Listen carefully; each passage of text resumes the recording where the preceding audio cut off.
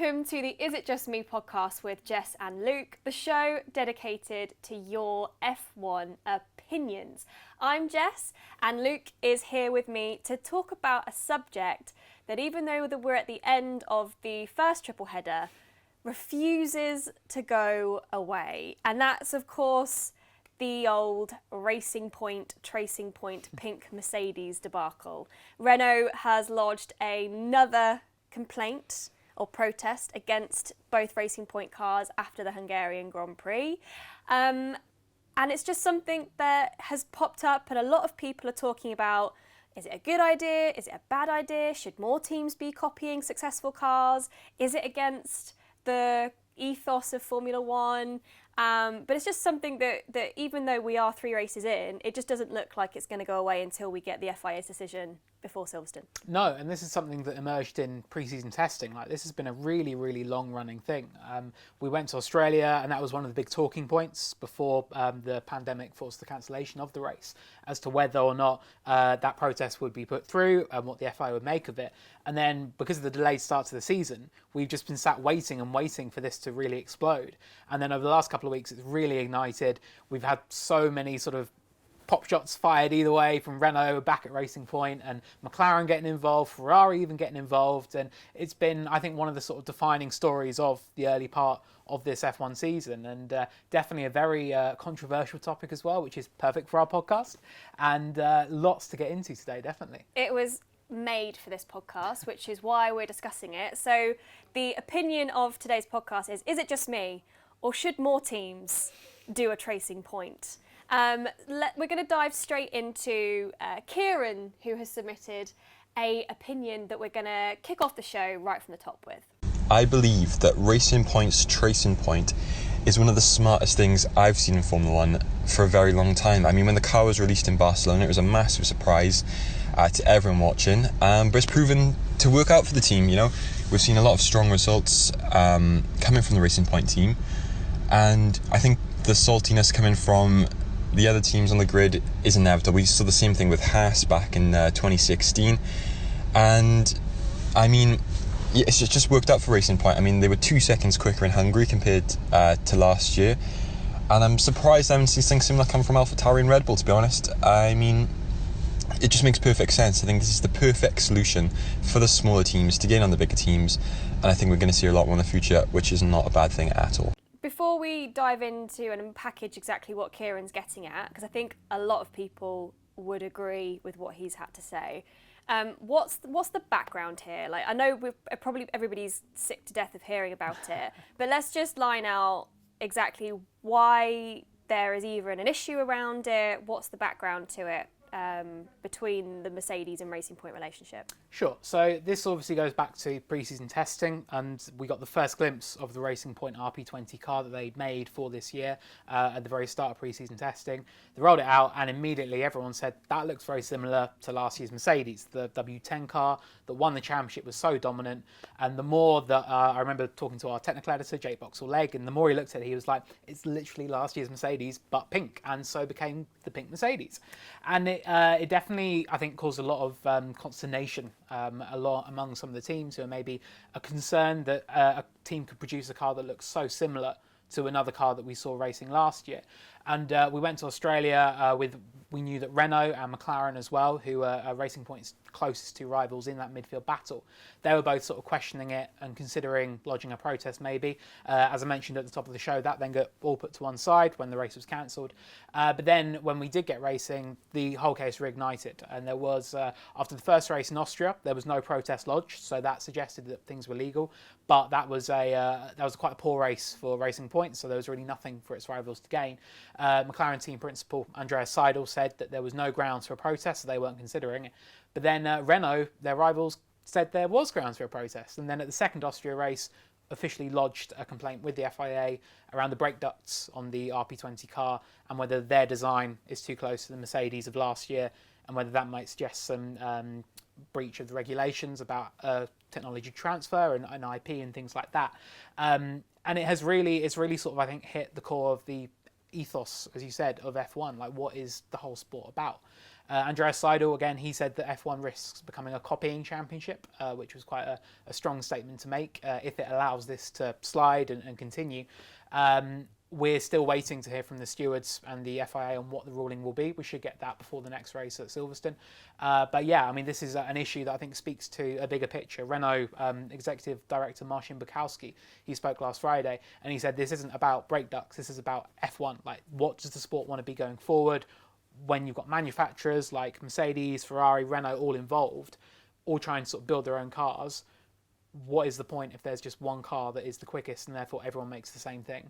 So it's a big sort of, I think, very philosophical debate for Formula One to be having right now. I love that. It's not about brake ducts. No. It's about racing. So, okay, well, let's just dive into the reasons why teams maybe should copy other cars. Sure. And the simplest reason, as you've pointed out, was the Mercedes car last year was the fastest car out of everybody. So that would lead it that even though the current Mercedes has probably advanced, and it has advanced, they're going way quicker than they were going last year, it's, as we've seen, it's still competitive. Yeah. And it's brought Racing Point straight up the pack, out of the midfield and up into the upper echelons, the Formula One Class A versus the Formula One Class B. Maybe Mercedes this year have gone into Formula One Class A Star or something, because they seem to be even more ahead of the game. But Fran has raised an interesting point about why it obviously makes sense to copy the quickest car. As far as copying, they copy excellent the Mercedes 2018 because they proven that they know the knowledge of why the car win all those races and why it was so successful, and they managed to do it perfectly. It's an idea, and it's an idea of concepts. Of course, it's quite impressive how far they go, because other teams have been doing terribly and some cars are slower than last year. But if that proves to be effective and the other team doesn't develop their ideas quite further than the last winning champion of 2018, I think yes, within the regulations, of course. Okay, and Fran raises a really interesting point there, because it isn't just a simple Control-C, Control-V type scenario, isn't it? I mean, it's obviously is a boost for Racing Point, but it's not just, okay, we'll take your car and that's it, and now we're going to be as quick as you were last year. There's a lot more involved in that process, isn't there? And I think Otmar Zafnauer said that anyone not running Mercedes concept has wrong car philosophy, but there's still a risk in taking somebody else's design and making that work with everything else that you've got, all the different components that you've got, and getting it balanced correctly and in a competitive position. Yeah, definitely. And he said that when they first put the concept into the wind tunnel, they were running like 3, 4, 5 seconds off where they are now, because obviously that is sort of the base level that you can understand from taking pictures of the car and sort of getting as much of a lead on what the design of that car is and what kind of direction to go in. So it's more than that. Like, you can't just say, okay, I'm going to take this, do it, it'll be quick, fine. You've got to understand why it's quick. And it's kind of like, I guess, in a maths A level or something like that, you can get the final answer, but you've got to show all your workings how you get there as well. And that's really, really important. And that's what Racing Point have done really well with this. I mean, ultimately, they've not only got the design right, but they've understood it, and they've really, really developed it very well. In Hungary, they were 3 seconds a lap quicker in qualifying than they were last year. They went from both cars out in Q1 to locking out the second row of the grid, which is just incredible. Yeah. And that kind of speaks to, ultimately, if you see a team that is so successful with the concept, why not go down that direction? Like, it just makes sense.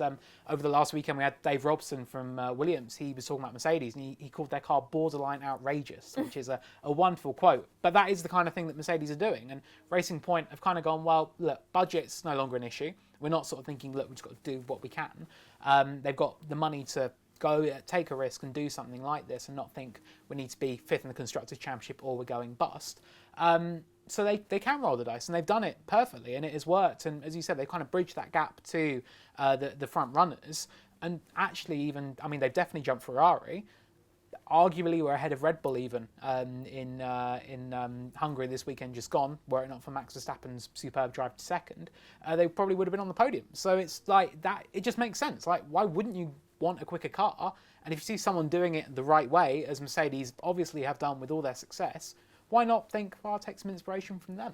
Inspiration. I think that's a nice way of putting it. But it has also raised an important point, because unless the FIA finds that there is some illegal issue with the car, the idea of taking somebody else's designs and implementing them in your own isn't against the rules, right? So should we just quickly go over exactly what Racing Point have done with Mercedes, and what the kind of rules stipulate is okay and is not okay? Because it wasn't as simple as just walking over to Mercedes and going, we want that. No, and they didn't pick it off a shelf and go like, Mercedes didn't deliver a chassis for them and go, there you go, have that. It was more of there's a more of a technical process to it than that. Yeah, definitely. So, I mean, in the past in F1, we had a thing called customer cars, which was literally where a team would give their old car to another team. It was something that Red Bull and Toro Rosso used to do,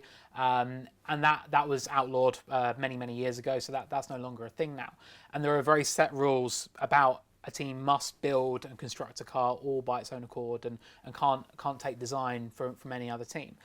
There are things called listed parts, which are certain elements that a team is allowed to buy from a bigger constructor. Racing Point does do this. It has like parts for its suspension, for example. They are from the Mercedes. The brake ducts that it used last year on the 2019 car were bought from Mercedes as well. And obviously Haas, I mean, that is probably the biggest example. They came into F1 with the model of, we're going to buy as many listed parts as possible from the quickest team we can. So they linked up with Ferrari, and basically their car looks like the Ferrari from last year because it's so heavily inspired. But that is all within the rules. That's all absolutely okay. Where the kind of grey area is, it's about this sort of intellectual property and whether teams are going too far when they do these designs. So, for example, with the Mercedes from last year, Racing Point, they can take as many photos as they want of that, and they can design their car by judging all these photos and trying to be as close to it as possible. But they can't do the internals, as it were. So the brake duct, for example, if you look at the outside, you can say, okay, well, they look similar or whatever, but then it's what's on the inside. That if they've designed it exactly the same as Mercedes has on the inside, being mindful that because they used it as a listed part last year and it isn't this year, they might have a little bit of knowledge still from when they did use it last year of what the inside is like. That is where there's kind of a grey area of, well, okay, have they gone too far then? Have they breached that rule that says you're not allowed that sort of intellectual property transfer? Racing Point are very confident saying that we don't think we've broken any rules, like we are within the regulations. I would expect that to be the case because they've been very brazen about it, and I think that if this were to go against them, it would make them look very foolish and cost them a lot of constructors' points as well. So yeah, it's like listed parts are important for F1. It's something that is going to be a big part of the future because we want to save costs, and obviously the new budget cap coming make it as cheap as possible for teams to race. But it's only on things that don't have a huge impact on the car performance. So it won't go as far as sort of front wing concepts and things like that, because that is down to the teams itself to design. And that is, I think, what the concern is from other teams, that perhaps Racing Point have gone too far, have got this knowledge from Mercedes, and use that to their advantage. And I think the other thing as well is that this isn't new. This isn't a new idea in Formula One, as you pointed out. There have been numerous examples, but this goes back years, doesn't it? It's not like it's all of a sudden become a new thing because we have maybe closer relationships between teams, fewer privateer teams. We've got relationships set up where maybe that seems like more of a given, but it's been happening like right from the 70s, right? Like it's been a thing. You know, you've put down examples. We've got the Lotus 79 car in 1979 gave inspiration to Williams, Tyrrell, Ligier and McLaren. So it's a case of, that's fast, therefore we should do something similar, right? Surely that's natural, because of how if we're saying that F1 is the pinnacle and F1 cars are at the pinnacle all the time in terms of performance, the car that's going fastest surely has found that nth degree or whatever it might be, and therefore to come up with an entirely different concept across all teams just seems implausible. Yeah, definitely, and it is something that has been right the way through F1 history. And we had a tweet in from Thanos876 saying, imagine what F1 would be like had teams not copied Colin Chapman's idea of fitting an engine behind the driver. And it's stuff like that. Like, that revolutionised the sport, and everyone went, that's the quickest way to do it, so we're going to do it as well.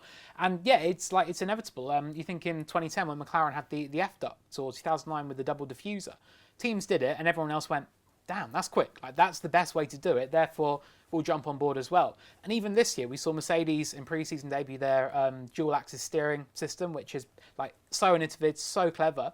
And had it not been outlawed for next year, I think all of those teams would be going, right, how do we get this on our car as quickly as possible? Red Bull, they've even kind of considered doing it. I don't think they're going to because of the time constraints. But they've given it consideration. And that's just the name of the game, really. That's what teams do. Like, they do want to look at how other teams go quicker, what innovations they got, how can we make our own version. It's been right the way through F1 history, and I think that to some extent, yeah, the copying championship idea, like, that's just what F1 is. Like, everyone is going to kind of end up with a similar kind of concept. Like, you're not going to have these radically different concepts. And I mean, even last year, I think front wings, they were like a big battleground, or the year before last even. But there were two sort of trains of thought as how to do it. Like, there weren't like 10 different ways of skinning a cat, because it just doesn't work like that in F1. So no, I mean, F1 has, to some extent, it's always been a copying championship. And I think that the criticism about it being that, you've got to be quite careful, because it's not as simple as a case of saying, well, we can't copy anybody, because people have been doing that for a long, long time. So why, again, I mean, we have semi-touched on it, but why is this instance, why does this instance seem like it is so much more extreme than what we've had in the past? Because as you like rightly point out, Haas turned up basically with a Ferrari, and no one really batted an eyelid. Was it because they weren't then challenging for podiums?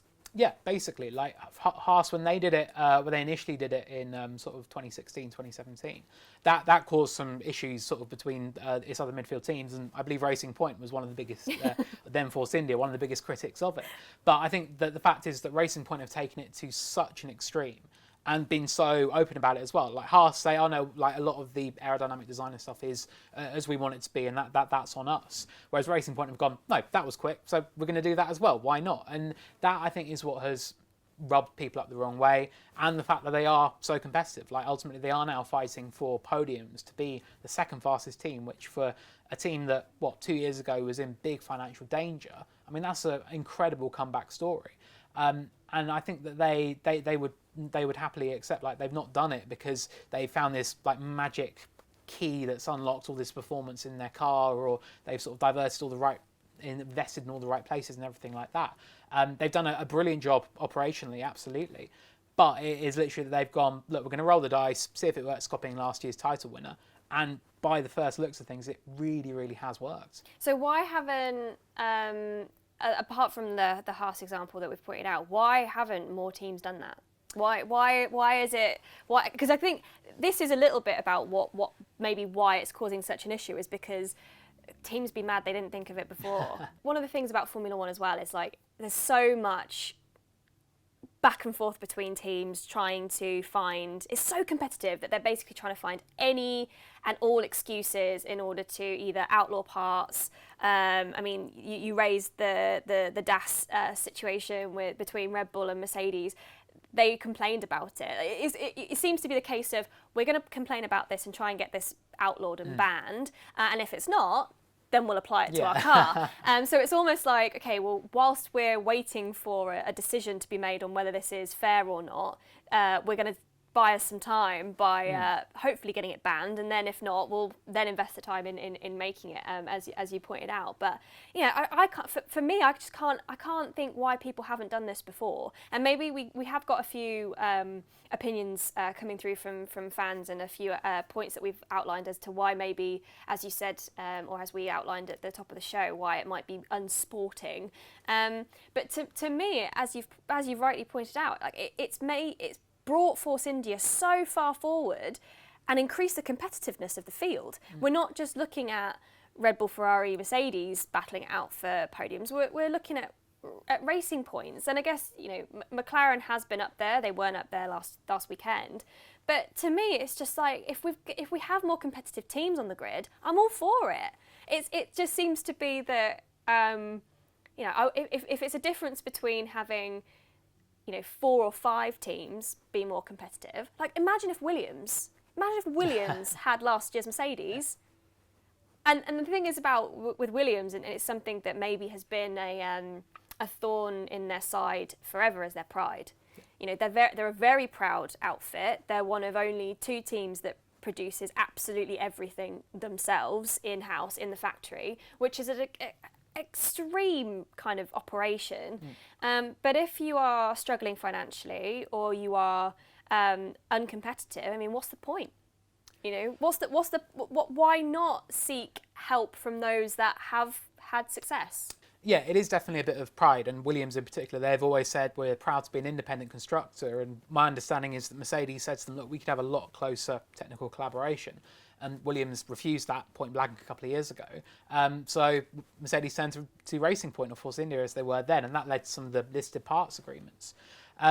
That's a factor, but it's also that, particularly under a regulation cycle, it's a big risk to throw away all the work that you've done, as Racing Point did for this year's car. Like they binned off everything they've done since 2017 with these new aero regs to go in a completely different direction and pin all their hopes on last year's Mercedes still being quick enough to succeed this year, and that's paid off handsomely. And I mean, it was a very fortunate situation they were in, where they had the financial stability to do that, so that if it completely backfired and they finished like 9th in the championship, that it wouldn't kill the team.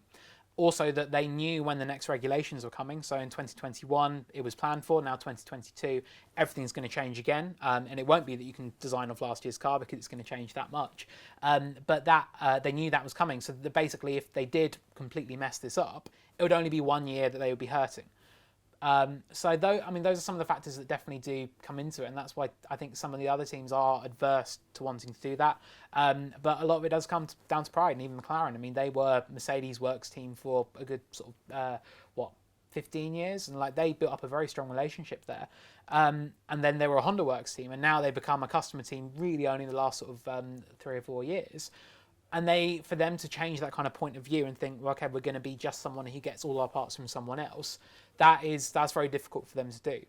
Whereas a team like Haas, they came in saying, this is the only reason we're here, basically. So there's a lot of, there are a lot of factors that I think come into it. And it is a very clever idea, and it's something that I think other teams in the past have they've probably seen it as too much of a risk. But I think Racing Point knew, look, the conditions are right, we can roll the dice for this year, and it has paid off hugely. I think for me, if it's a difference between surviving in Formula One or nosediving out of it, why wouldn't you? Like, you know, a part of me kind of gets a bit angry about Williams's position, because although I really understand it, and they've got such a huge heritage in Formula One, they have proven to be successful, hugely successful in what they've been doing, and they've produced amazing cars. But it just seems that this modern era of Formula One, this hybrid era of Formula One for sure, just hasn't fit well with what they're set up to do. So I don't think there's anything wrong in saying, well, do you know what? I want a bit of that. Chetan raises an interesting point about why maybe this is a good move. So let's have a listen to what he had to say. So Chasing Point, absolutely genius. They've maxed out the development on their last car. Andrew Green has said as much. They copied Mercedes, and it's a gamble because it could have not worked, but they've got the understanding. They know why it's a quick car. They're making it a quicker car. They are bringing developments, and it's working. And they banked on the new regulations in 2021, which are now 2022, and now they may have a 4-time world champion wanting to drive for them. So genius, absolutely genius. And that's a really interesting point, that last point, because as well as Stroll seeking or putting a lot of money into this team, Lawrence Stroll, that is, not Lance Stroll, although I guess it's his money as well, is that they are looking to, they want return on their investment, and they want it yesterday. So by fast tracking their development, by using a successful model, they're looking like next year they might have Sebastian Vettel driving for them, if we are to believe the rumours. And more seem to be coming out to suggest that that is potentially what's going to happen if they can come to an agreement. If you'd have had the same conversation last season, you'd be going, nah. Yeah. And Seb would probably going, nah. Yeah. So, it's the difference between, and this is what I meant about the Williams situation.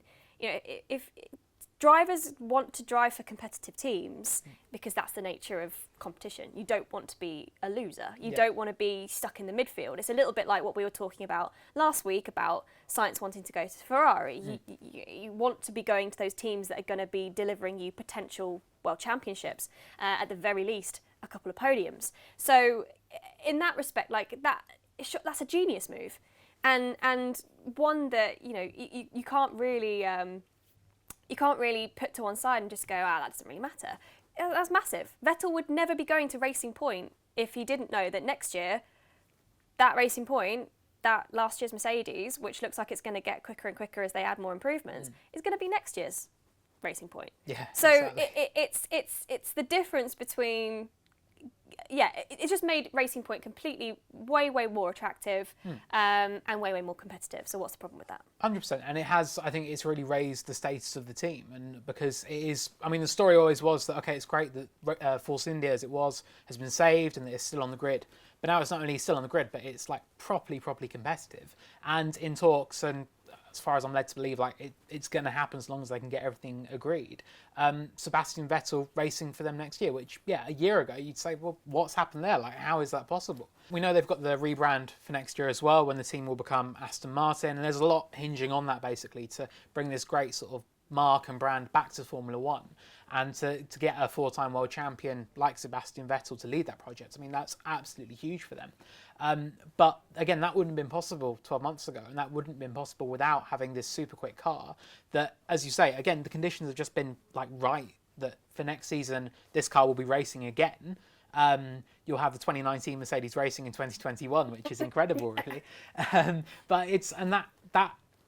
But it works. Like Vettel's looked at that and gone, okay, long-term project is attractive, but also short-term in 2021. At the moment, you'd say he might actually be better off there than he were with Ferrari. Like, he's got a better chance of fighting for podiums and really racing competitively than he would in that Ferrari currently.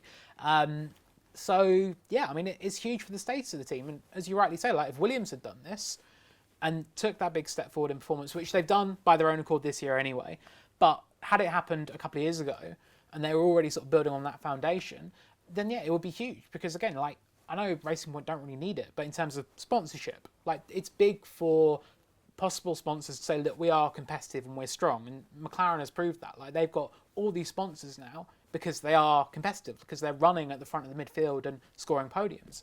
So, I mean, for the whole team, like, it's just a complete game changer. And it's something that it just raises the levels completely to the point where you can get Sebastian Bloom Vettel on your books for next year. It's amazing. So we're going to get into the more purist side of maybe why this isn't in the nature of Formula One. But the one thing that I think a lot of people either want to forget or want to ignore is that F1's a business. Yeah. At the end of the day, it's a huge marketing exercise.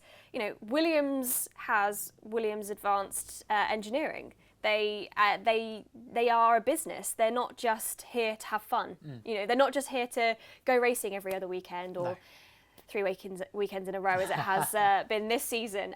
But they're not doing it for fun. I mean, there is obviously a pure love for sport, and I think Williams epitomises that probably as some of the best on the grid.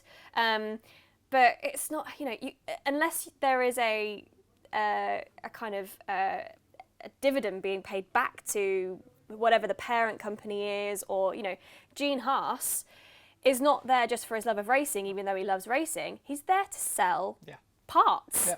He's there to sell Haas Automotive. So it's not, as much as we would love to think that it's just a bunch of people that love Formula One and want to go racing. It's not. And this is a business move. This is a move, as we've just kind of pointed out with the whole Vettel situation. Attracting sponsors, getting teams, it will ultimately be the survival of the sport. the survival of the series is hinging on this kind of practice. And maybe it's not as nice as just, everyone working as hard as they possibly can, but we know Formula One is not even. And maybe in 2022 we'll see less of this being needed because the whole idea is to make it more equal. But yeah, to me, I think, that is still, I would rather have Formula One in some vein than to not have it at all, or to only have 3 teams on the grid. But I mean, maybe what the kickback argument to that, which we're about to dive into now, is that maybe it would just effectively turn into 3 teams on the grid, just with different people racing. So let's go into why teams shouldn't copy other cars. So first off, is it goes against the spirit of Formula One. Yeah. That's from the purist side of things. It should just be about the best group of individuals coming up with the best concepts they possibly can and making them work out on track. Yeah, which again, in a fairy tale land, is all very nice, and that ideally is what we would all love to see. But ultimately F1 doesn't always work like that. And that is really, though, the argument that Renault and McLaren have been making, that these are teams that are coming into F1 as constructors, and like the definition of constructor, literally you make it all yourself, like you do it yourself. And they don't really want it to be just a privateer team that takes bits from others and sort of bodges it all together themselves, and that's it. Like they want it all built by themselves, and they've always prided themselves on that. In the case of Renault, I mean, in particular, they're a huge manufacturer for road vehicles. They are pouring a lot of money into their F1 project. They have done. And as they sort of look forward into the future, like, it's a big part of their whole company identity. And Renault can never be a customer. Like, it can never take parts from a Mercedes or Ferrari. Like, it just cannot happen. But they're kind of going, well, okay, well, if we're spending all this money building the cars ourselves, why? Like, why, when Racing Point can just go, oh, that was quick last year, we'll take that for a lot less, and that be totally okay. And that is why Renault, of all the teams, have been the most contentious over this whole matter, because they're sort of saying that there's no originality about what they're doing. And we had a tweet in from Tanisha saying, calling it unethical. F1 is about originality and being on the cutting edge of ideas and technology. If everyone was copying each other, there'd be little to no innovation. And that is also a huge point. Like, we talked earlier about innovations such as DAS, such as the F-duct, such as the double diffuser. If everyone was only doing what one team was doing, there'd be one innovation, that would be it. But isn't the flip side to that, though, if everybody is doing the same thing and there's no clear edge, or no one has a clear kind of benefit, or surely then innovation would be even more important, because you're also not busy or focusing on trying to get your package together as one. Your design gurus and the geniuses that come up with these concepts would be allowed to spend time just focusing on that. So surely if everybody is at a site kind of like level field in terms of, let's argue, similar to what Racing Point has, because they're the topic of the conversation. If everybody had a similar scenario, they'd have to find those differences. And as long as there was still technical regulations that would allow for certain things to happen, you'd have a concept that they just have to, like building blocks that they have to build on. Sure, but that would then, because you're based on one concept, that would then limit the amount of innovation you could do. So okay. I think that you basically do need these different concepts to open up all these different avenues and roads that you can go down with your car design. But would something like an F-duct, which is something, as we kind of mentioned a little earlier on, that's something that, first off, all the teams were like, absolutely not, get that off an F1 car. Yeah. And when it was found to be legal, went, brilliant, now how do we copy it? But what would stop something like that from being produced if everybody essentially has the same car? Sure, well, I think that's probably quite an individual episode. And what about DAS then? True, and I'm not technically minded enough. This funny Jake, damn it. I know, where's Jake? Someone called Jake. No, but I know, I absolutely get your point. But I think it is the idea that one concept for everyone gives everyone the same building blocks, and then they've got to find their own innovations from there. I mean, that's kind of, isn't that the regulations already? Like, you've already got a set of rules saying, here's what you've got to do. Yeah. And you kind of go in and say, right, I can go here, here, here, or here, and how do I want to do it?